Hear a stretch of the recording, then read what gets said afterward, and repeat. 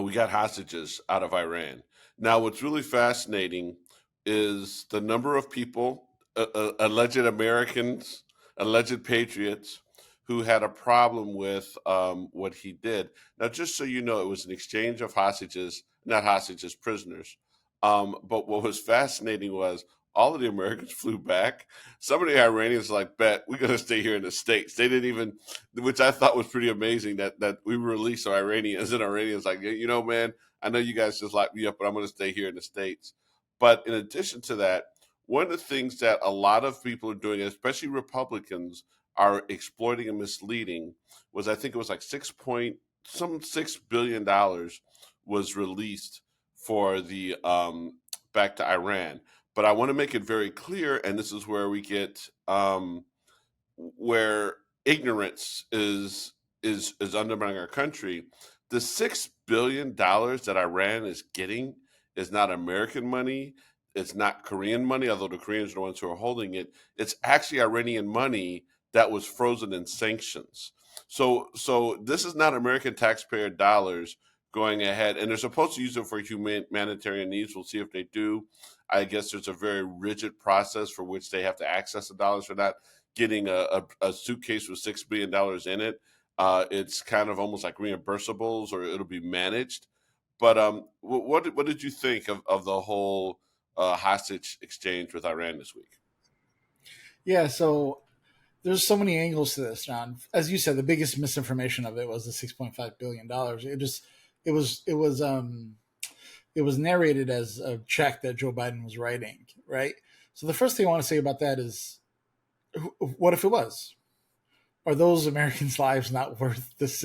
Like, are we at that point where we have to put prices on people's heads? Like, even if it was $6 billion, we spend $6 billion on the stupidest stuff, the stupidest jets that the army doesn't want, et cetera, et cetera, et cetera.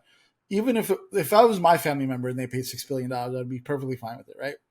That's the first thing. The second is the double standard, right? When Brittany Griner was in Russia, people were saying, "Why isn't Joe Biden doing anything? Why isn't Joe Biden doing anything? Why isn't Joe Biden doing anything?" And then now it's, once he does something, it's, why did Joe Biden release these? Why did he make this trade? Why did he unfreeze the assets? Right? When I see something like that, John, it immediately becomes disingenuous to me. At the end of the day, it was the same situation. Brittany Griner was, granted, high profile and celebrities were involved, and it was more clicks. But for the most part, her life isn't necessarily worth more than anybody else's, right?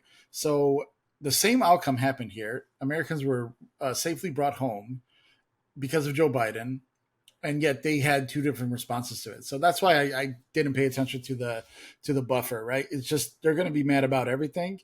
And this is the thing that I want to say about this the most is, we're at the point in the country where those 35% of Republicans, or 35% of the country, which are hard right Republicans, don't actually care about American lives, right? If 9/11 happened today under a Democratic president, they wouldn't be in support of him. If the Boston bombing happened today, now granted that was under Obama, he was a Democratic president, but the country's changed so much since then, right? If that happened today, they would call Joe Biden. They would think Joe Biden was in on it. The martial law. Remember, Boston went under martial law, which is like, all the Republicans are scared about that, right? They didn't have a problem with it back then. They would have a problem with it now. They would blame the coastal elites, right? Boston's a liberal city, and all these terrorists that are coming in, right? So the country has changed so much that I can't take anything they say with good faith. They aren't. They don't have America in their best interest. They want power. They want control. They want the narrative, and that's an unfortunate part of what Trump did. You're right. And what's really funny, I'm actually, for those of you who watch, and you can see I'm not in my normal place. I'm actually in a hotel room, but I'm at a municipal conference. And what's one of the things we were talking about was the 15-minute city. And the guy who was, and the 15-minute city means that basically you try to have a situation where most people within 15 minutes can bike or ride to some type of, you know, downtown or, business area. And it was funny because one of the guys said that they were accused of being part of a conspiracy to rid America of cars because they're trying to make so when you talk about like how with the Britney Grant and all other stuff, the conspiracies, but and it's weird because you and I both know from a partisan standpoint we don't. Well, right now the Republicans do run the House, so we'll talk about that later. But I just hope that the next time Republicans are in charge, especially the White House, that when there's something that's legitimately good news for our country, we can not be in our feelings and we can acknowledge when something's good. Or maybe we don't acknowledge, but we don't over criticize. Maybe from a partisan perspective, we won't sing the praises of the president who did it, but we would not necessarily need to make up stuff as to why what they did wasn't good, right?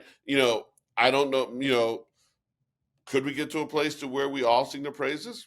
Possibly, possibly not. But at least let's get to the place to where not every bit of good news for the Biden administration is a conspiracy. Likewise, let's get to a point to when the next time there's a Republican administration, every little bit of good news is not worthy of some type of conspiracy or some kind of downplaying or some kind of diminishing.